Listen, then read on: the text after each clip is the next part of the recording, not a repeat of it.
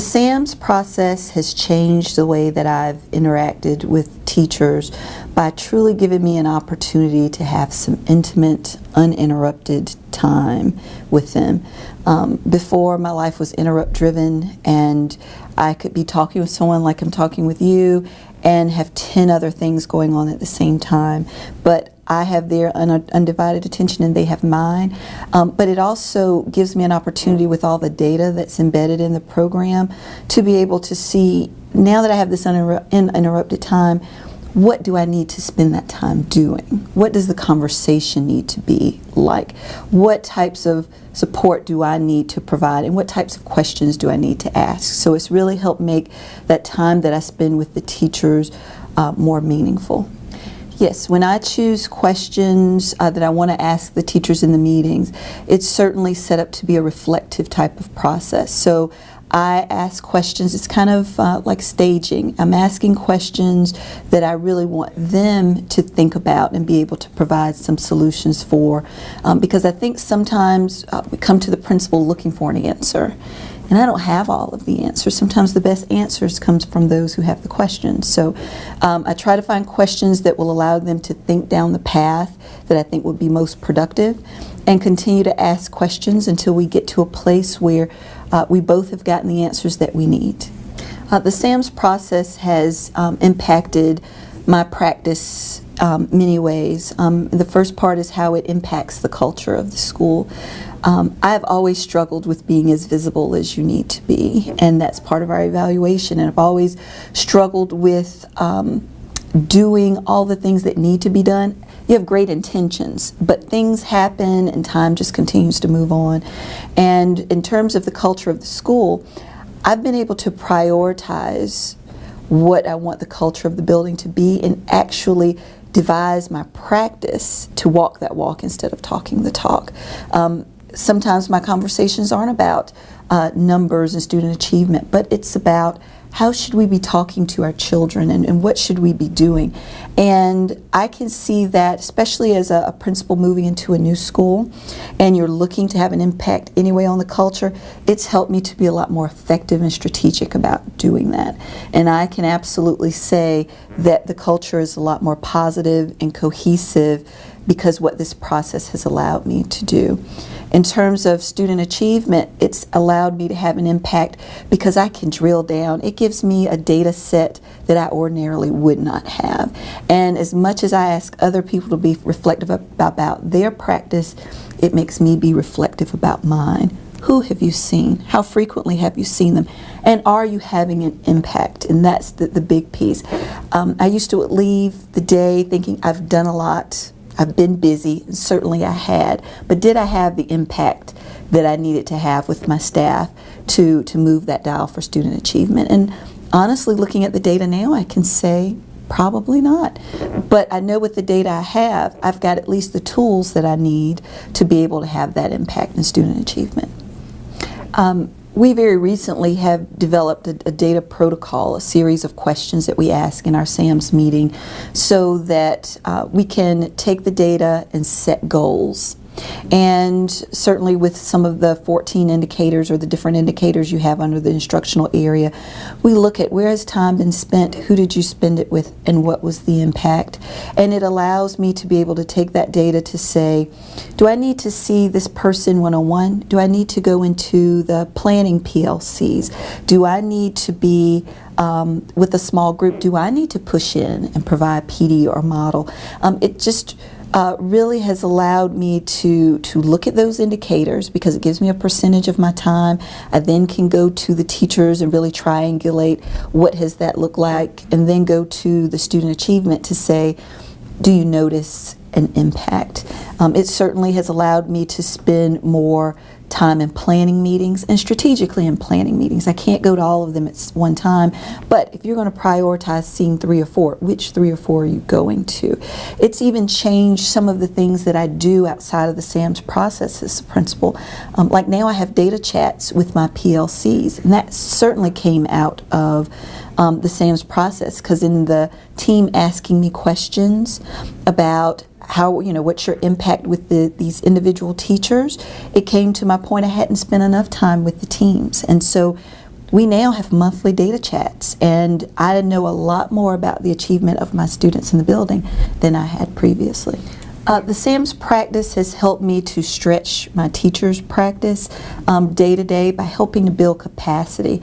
And me having to reflect as the instructional leader, I in turn share those same types of questions with them so they can reflect as the instructional leader. I think as a teacher, or whatever your job role is, you have kind of a periphery of questions you would ask yourself. But because I'm being stretched at a different level, and me bringing that same reflection to them, it's stretching them. And the fact that most of my teachers are natural reflective practitioners, adding the extra questions or the areas for them to consider, if they're utilizing that in their regular day-to-day practice when I'm not there, then they're going to start to develop some leadership practices within their classroom that's going to drive their performance. And if their performance is driven, seeing that the teacher is the main indicator of the student success in the room, then ultimately my students will be a lot more successful. And what's nice is that the teachers, their self-efficacy will grow because they'll see the impact that they made on the students. And I think that breeds in itself more confidence and a larger desire to continue to grow and be stretched. My SAM team is invaluable to this process. I think if the project was set up where it was just the principal, I don't think it would be as successful as it is. My SAMS team, which includes a secretary and it includes an AP, it really helps to get the different perspectives, and for me to have a support system of my own to be able to push me. You know, my AP asks the questions that I can't see outside of myself to ask. And even my secretary, who doesn't have as much academic experience, she can look at what she's scheduled to ask me questions that will lead to those academic discussions with the AP. And I've had 2 different SAMS teams, and what's critically important with both is that they're people I can trust. They are already effective people, and what's nice is that it's stretching me as the principal, but it stretches them. And in both situations, my APs are walking away having their capacity built, and they are using these strategies in their own practice.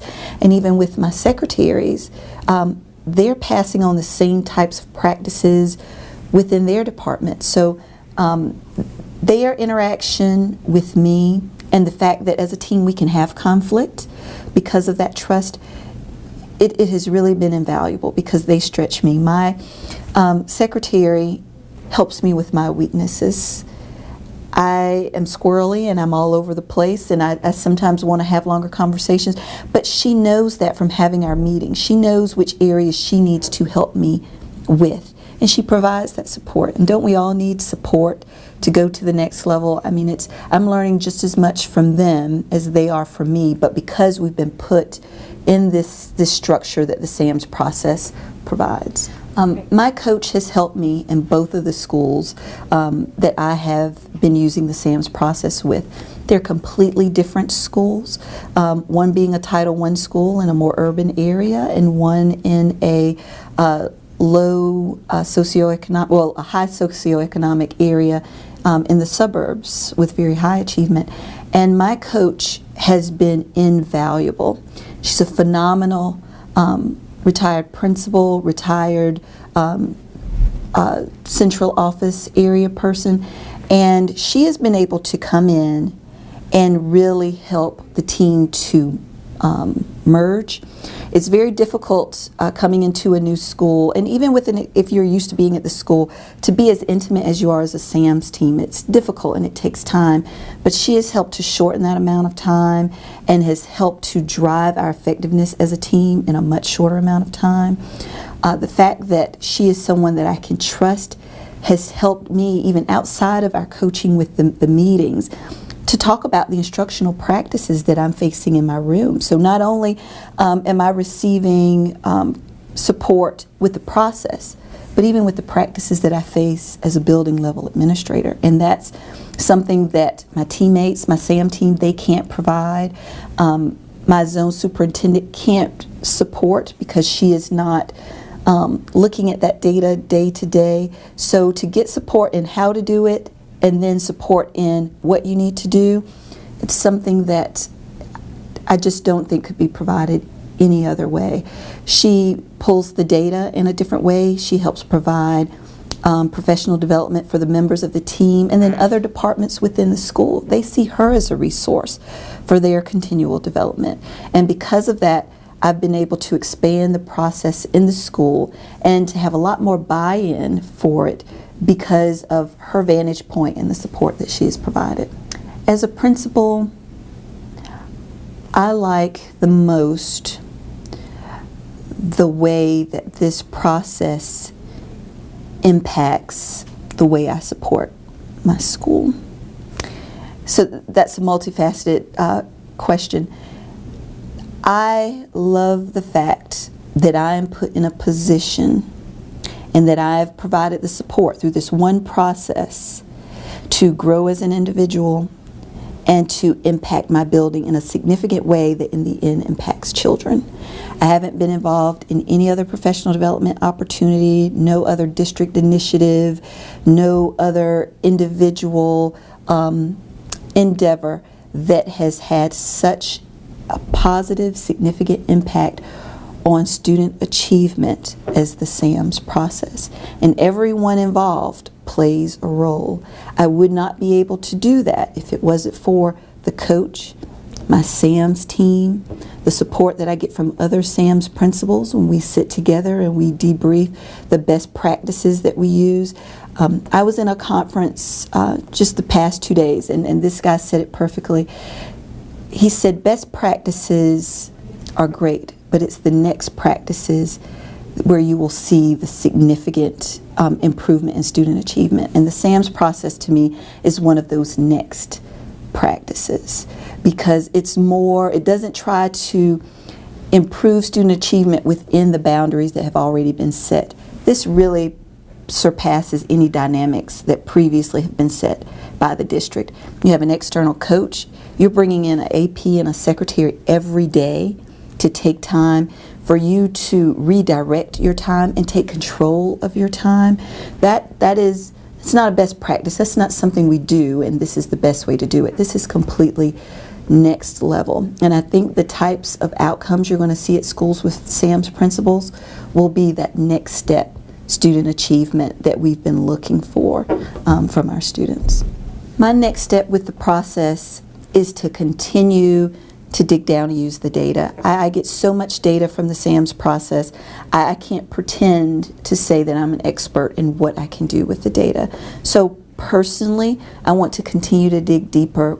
We created questions as a protocol to look through the data, but I need to take that a step further and become more personally intimate with the data and be able to say, I've set goals and then I'm achieving those weekly goals, and to see what else can I do with the data to have an impact. From a capacity building standpoint, I want to be able to share this process with my school leaders within the building, my team leaders, my department chairs. How can they use what's already available to them using these practices? How can they expand their process and have influence on another set of teachers using these practices? And then even with my SAMS team, how can I help impact them to be the best at what they do using what we already have as a process? So in 3 ways that I'd like to see as next steps for me is personally with the data, to indoctrinate my school level leaders with the process to help them continue to expand their scope, and then for my team members to make sure that they are the best at what they do because of this process.